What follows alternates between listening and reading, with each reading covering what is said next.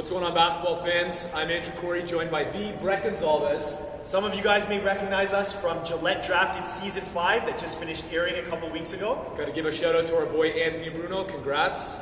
Congrats, Bruno. It was an unbelievable experience for us. Unfortunately, not the outcome that we had hoped for, but we wanted to get together and keep the passion for ball still alive. So we have an All About Ball podcast for you.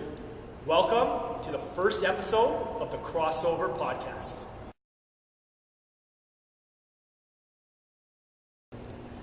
So a couple months ago, we got together and we filmed an NBA season preview. We talked about key storylines going into the season. We talked about some teams who we thought would surprise a lot of people. We also touched on teams who we thought may drop out a bit compared to last year. So we'll go right into your surprise pick, and you nailed it on point. Thank you. The Charlotte Bobcats. What's up with that? Yeah, perfectly mediocre, which is good for them compared to how they've done in the past couple of years. The combination of Kemba and Al, it's working. And Kemba's playing lights out. He just hit a huge clutch shot over Toronto, which broke my heart. But if he keeps playing like that and Big Al keeps producing down low, they could be that team that finishes 6th, 7th in the East. And that would be an incredibly positive thing for them, an incredibly big milestone for them to get out of the toilet that they've been in for so long. With that said, I got to give you kudos, man. You were on point with your call about Indy. You said they were going to be number one in the East. Now Miami's close, but you were bang on with Indiana, and they were playing lights out. I thought for the last 2 years, like I said in that preview, they've been nipping at the Heat's heels, and they're ready to take that final step. So the Pacers being in first now shouldn't come as a shock to anybody. They were going to be up near the top throughout the whole season. Everybody called that. Yeah. And I still think, though, that we don't know what their best is going to be until we get to the playoffs.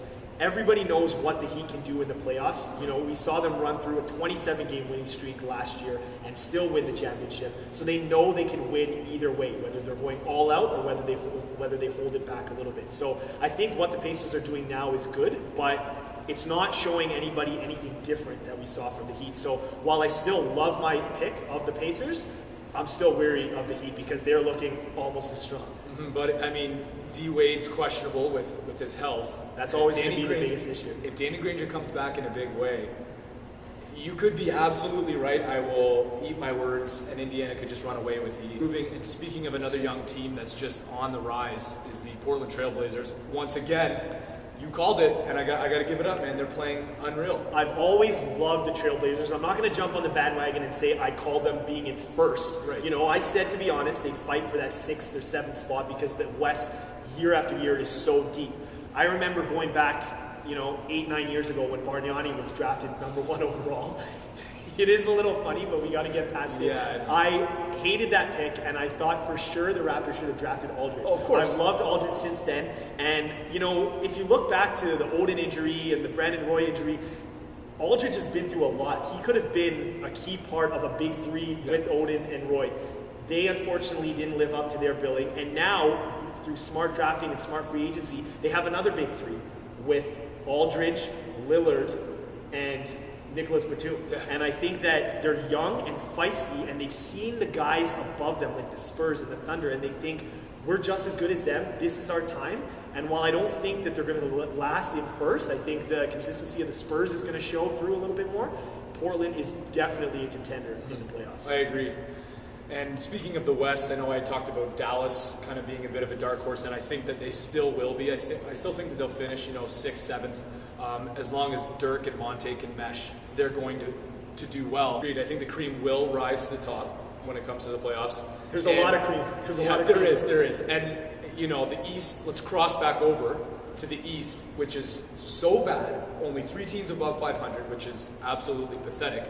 Speaking of the cream rising to the top, I still think the Brooklyn Nets will finish in the top 8. I still think that they'll manage to make the playoffs. I think they'll probably end up firing Jason Kidd and moving forward maybe with another coach. They still need to mesh. They need to be injury-free. And when they are, I think that they are a threat, not a title contender, but I think they'll still climb out of the bottom of the East. That being said, are you shocked at how badly they've done to start? I am shocked. I thought that with the improvements they made in the offseason, they would be at least top 4. And like you said, the East has just been a disaster this season. And I will give you big ups because you always were a little hesitant on calling them a title contender because you never liked Kidd being named head coach. No. You always said, from your experience being Yeah. a coach, he needs at least a year on the sidelines as an assistant.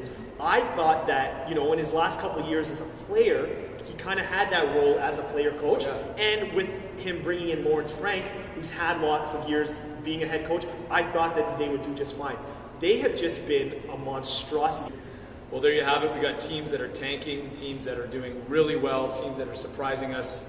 There's more to come when we talk about specific players and who's rising up this year and who is playing absolutely horribly. Stay tuned. Thanks for checking out episode 1. Make sure you're ready for episode 2 of The Crossover.